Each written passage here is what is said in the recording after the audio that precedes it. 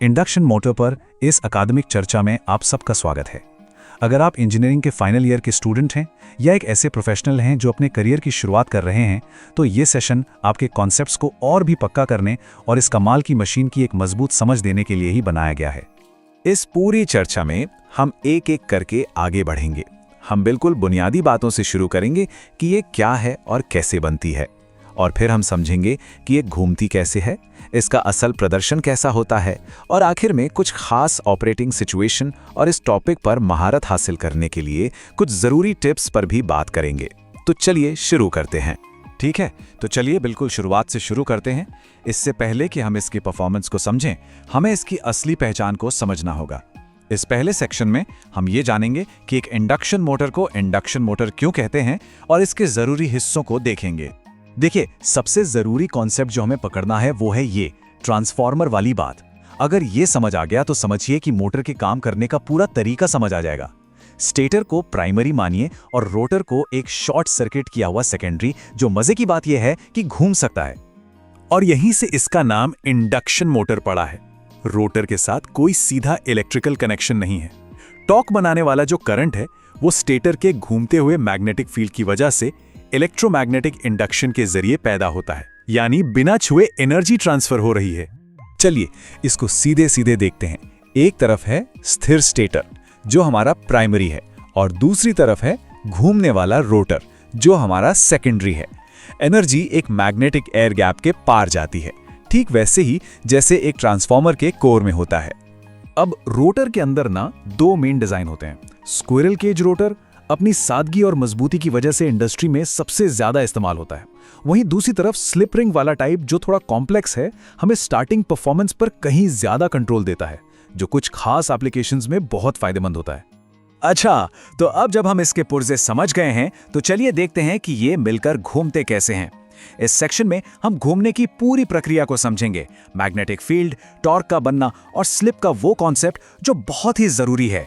ये RMF यानी rotating magnetic field सभी AC मशीनों के काम करने का दिल है। ये एक ऐसा मैग्नेटिक फील्ड है जिसका मैग्नीट्यूड एक जैसा रहता है और जो 3 फेज पावर सप्लाई से बनता है और एक फिक्स्ड स्पीड से घूमता रहता है। सबसे ज़रूरी बात यह है कि ये घूमता हुआ फील्ड हमेशा मौजूद रहता है, चाहे रोटर हो या ना हो। और इसकी जो रफ्तार है, जिसे हम सिंक्रोनस स्पीड कहते हैं, वो बस दो चीज़ों पर निर्भर करती है: पावर सप्लाई की फ्रीक्वेंसी और स्टेटर की बनावट, यानी उसमें कितने पोल्स हैं। ये इक्वेशन बहुत ही फंडामेंटल है। याद रखिए, ये मैग्नेटिक फील्ड की स्पीड है, रोटर की असली स्पीड नहीं। तो सवाल यह है कि ये घूमता हुआ मैग्नेटिक फील्ड असल में एक फोर्स कैसे बन जाता है। ये एक बहुत ही बढ़िया 3 स्टेप की प्रक्रिया है। सबसे पहले घूमता हुआ मैग्नेटिक फील्ड रोटर के कंडक्टर्स को काटता है। दूसरा, इससे उन कंडक्टर्स में करंट पैदा होता है। और तीसरा, ये करंट वाले कंडक्टर्स जो अब एक मैग्नेटिक फील्ड में है, एक फोर्स महसूस करते हैं जो टॉर्क बनाता है। बस इसी तरह इलेक्ट्रोमैग्नेटिक इंडक्शन घूमने की ताकत में बदल जाता है। और ये हमें सबसे जरूरी कॉन्सेप्ट्स में से एक पर लाता है, स्लिप। देखिए, करंट पैदा होने के लिए फील्ड और रोटर के कंडक्टर्स के बीच एक रिलेटिव मोशन होना ही चाहिए। इसका मतलब यह है कि रोटर को मैग्नेटिक फील्ड से धीमा घूमना ही पड़ेगा। स्पीड में इसी फर्क को एक नॉर्मलाइज्ड फॉर्म में हम स्लिप कहते हैं। बिना स्लिप के कोई टॉर्क नहीं होता। ये मोटर की एक बहुत ही शानदार खासियत है, ये खुद को रेगुलेट कर लेती है। अगर आप इस पर ज्यादा लोड डालेंगे तो रोटर धीमा हो जाएगा, जिससे स्लिप बढ़ जाएगी। ज्यादा स्लिप का मतलब है ज्यादा करंट और इसलिए ज्यादा टॉर्क। मोटर अपने आप लोड की जरूरत को पूरा करने के लिए खुद को एडजस्ट कर लेती है। और टॉर्क और स्लिप का ये जो रिश्ता है वो सीधा साधा नहीं है, और यहीं पर ये बहुत ही जरूरी कैरेक्टरिस्टिक कर्व सामने आता है।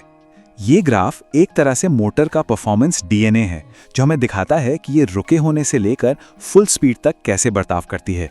चलिए इसे समझते हैं। हम इस कर्व को मोटे तौर पर 3 हिस्सों में बांट सकते हैं। पहला, स्टार्टिंग, जहां स्लिप सबसे ज्यादा होती है। दूसरा, नॉर्मल ऑपरेशन, जहां स्लिप बहुत कम होती है और मोटर स्टेबल रहती है। और तीसरा, मैक्सिमम टॉर्क, जो मोटर की ताकत की आखिरी हद को दिखाता है। इन तीनों हिस्सों को समझना सही मोटर को चुनने के लिए बहुत जरूरी है। ठीक है, तो हमने थ्योरी तो समझ ली। अब एक बहुत ही प्रैक्टिकल मुश्किल पर आते हैं। उस पल में क्या होता है जब हम मोटर को चालू करते हैं। स्टार्टअप के समय मोटर का व्यवहार कैसा रहता है? इसे मैनेज करना बहुत जरूरी है। ये मोटर इस्तेमाल करने वालों के लिए एक आम चिंता की बात है, वो बहुत ज्यादा स्टार्टिंग करंट। ये इतना ज्यादा क्यों होता है?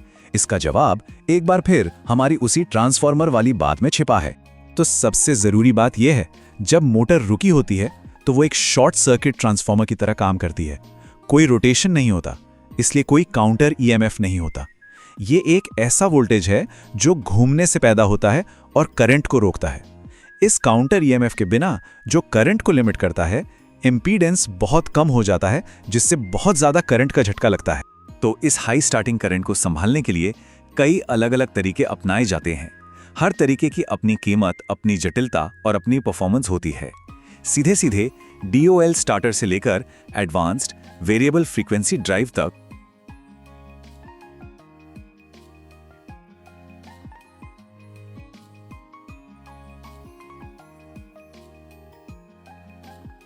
चलिए अब थोड़ा और गहराई में उतरते हैं, नंबर्स की तरफ।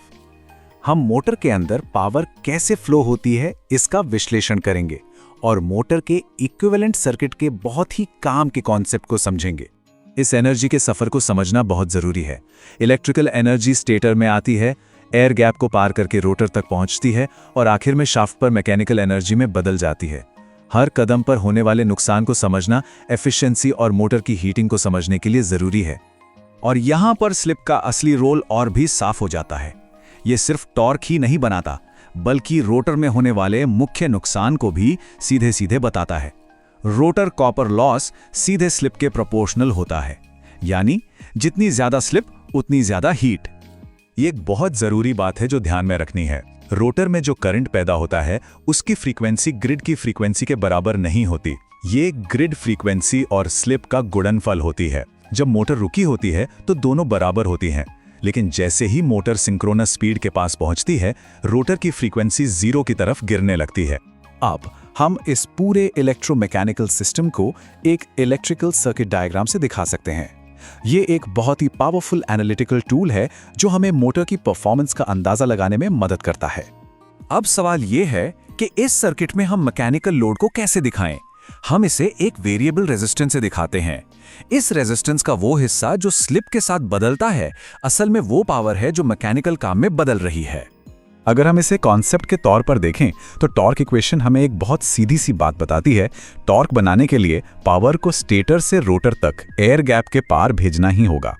एयर गैप में जितनी ज्यादा पावर, उतना ही ज्यादा टॉर्क बनने की संभावना।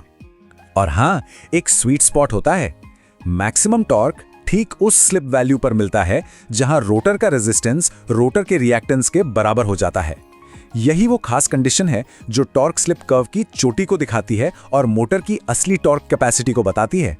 अभी तक हमने नॉर्मल मोटर ऑपरेशन की बात की, पर क्या होता है जब हम इसे इसकी नॉर्मल लिमिट्स के बाहर इस्तेमाल करते हैं? चलिए कुछ खास ऑपरेटिंग मोड्स देखते हैं और सिंगल फेज मोटर्स पर भी एक नजर डालते हैं। ये मशीन वाकई में बहुत वर्सेटाइल है। बस होता यह है कि अगर हम रोटर को किसी बाहरी ताकत से, मैग्नेटिक फील्ड से भी तेज घुमा दें तो इंडक्शन मशीन का पावर फ्लो उल्टा हो जाता है और वो एक जनरेटर बन जाती है जो ग्रिड में बिजली वापस भेजती है। और ये सिर्फ किताबी बात नहीं है, यही सिद्धांत पवन चक्कियों में बिजली बनाने और इलेक्ट्रिक गाड़ियों के रीजनरेटिव ब्रेकिंग सिस्टम में एनर्जी बचाने का आधार है। कभी कभी दो ऐसी दिक्कतें भी आ सकती हैं जो हम नहीं चाहते।